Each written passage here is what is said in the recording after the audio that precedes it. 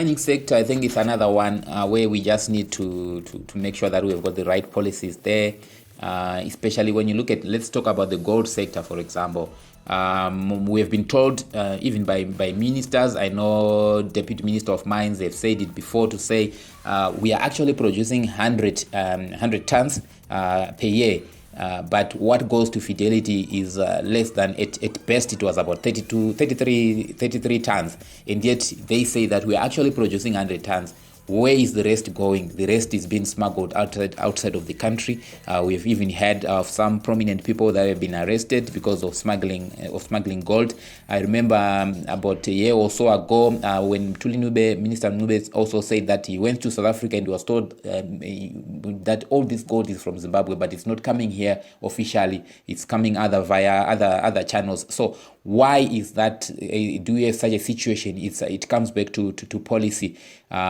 We know that all gold should be sold via Fidelity printers and refiners, and then at Fidelity printers and refiners, sometimes they will tell you that they don't have cash at the moment, and so the gold producers, especially the small scale miners, they don't have that patience to say you have delivered your gold, but we don't have money at the moment. They will just go to the men in the street where they can sell on spot and get their cash. So that has been one of the situation in the mining sector. Also, the issue of policy, where they are told that if you sell your gold, you won't get all your money in US dollars. You get 60% in US dollars and then 40% in other TGS dollars. Again, that's something that some miners don't like. So instead of waiting for Fidelity, where they would say, let's say you get $60 in US and then $40 in local Zimbabwe dollars, they would just rather go and get the total, let's say $50 from the para market, $70 for example, from or $90 from the smugglers, and they get their cash and that's it. So that's the situation we have at the moment in the mining sector. But there are lots of opportunities, and also in terms of policy, there's a lot of speculation, or people who are just holding on to claims for speculative purposes.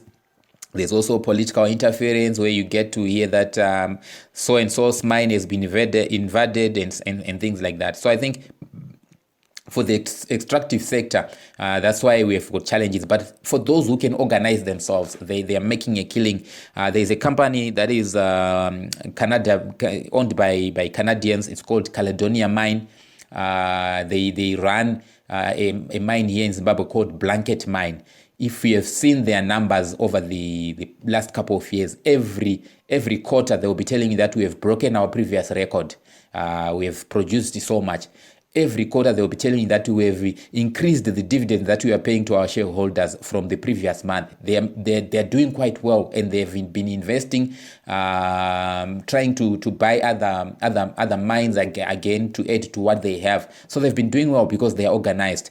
So if you can come up with a good business model and you organize yourself, you can actually make money in the extractive sector.